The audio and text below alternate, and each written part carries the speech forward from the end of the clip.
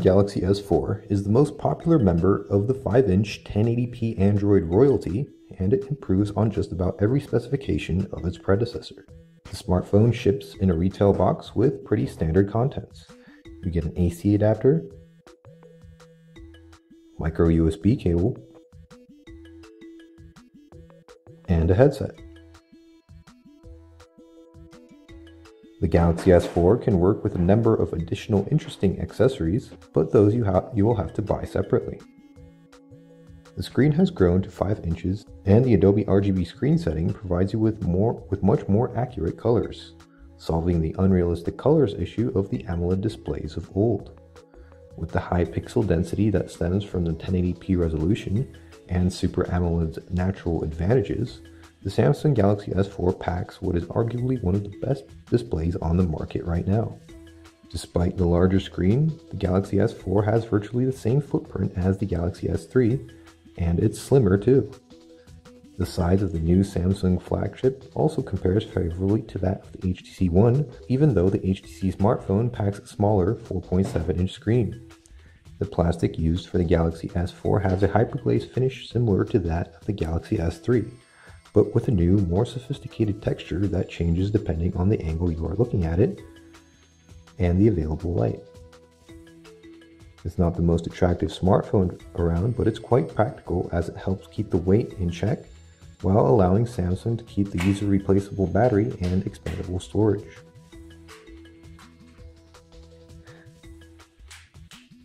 The bezel around the screen has gotten narrower, but there's still enough room for the 2-megapixel front-facing camera and a special IR sensor, both of which are important for features like dual shot and air gestures. The back of the Galaxy S4 features a slightly protruding 13-megapixel camera and LED flash. The top of the phone houses an IR emitter, which can be used to control TVs, AV receivers, air conditioners, and other appliances around your home. The Samsung Galaxy S4 launches with Android 4.22 Jelly Bean, the latest publicly available version of the Google platform, and it packs the latest batch of exclusive software from Samsung. That includes the TouchWiz interface, which enriched the Android experience not only with major features like multi-window, but also a variety of tweaks and improvements. It starts off with the lock screen. It has widgets, a new feature in Android 4.2, and beautiful photos from TripAdvisor, which change automatically. The shortcuts on the bottom of the screen are disabled by default. The special Favorite Apps widget on the right has taken their place. You can re-enable them and switch the right widget to the camera as the default Android behavior. The home screen is virtually unchanged, save for a few widgets. Home screen panes can be managed with the usual pinch gesture, and you can have anywhere between 1 and 7 of them. One small change we noticed shows up when adding shortcuts or widgets to the home screen. Small thumbnails of all home screen panes show up at the bottom, complete with the silhouettes of the widgets on them. This makes finding an empty spot for the new widget so much easier. The notification area has been tweaked too.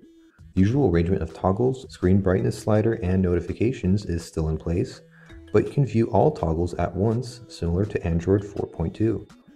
To access the full list of toggles, you need to either push the dedicated button when you have opened the notification area already, or simply perform a 2-finger swipe. You can rearrange the toggles, and the top row is always visible. The screen brightness slider can be hidden to save space too. The Samsung Galaxy S4 borrows a couple of features from the Note 2.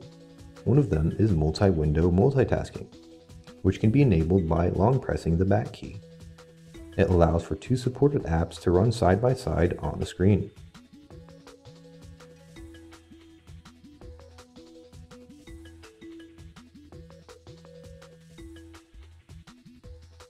Another is Air View. Basically, it turns your finger into an S Pen. You can hover your finger over an item on the screen to view more info, for example the text of an SMS, the calendar appointment text, photos in a folder, and so on.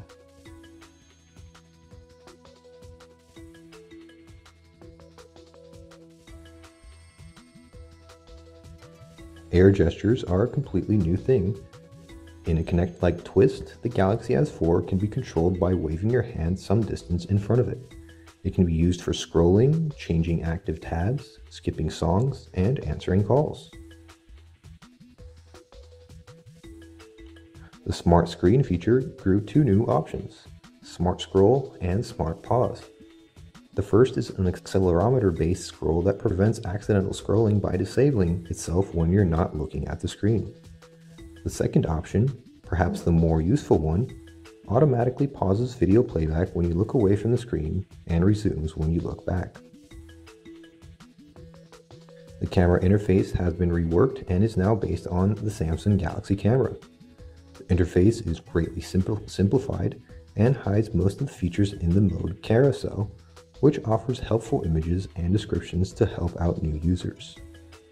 There are plenty of interesting features, but the ones to note are the dual shot mode and 360 photo, also known as photosphere.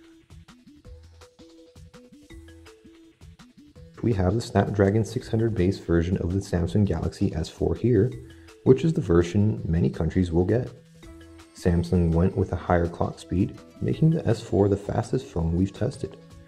In theory, the Exynos 5 Octa chipset should offer even better performance, but we've yet to see about that.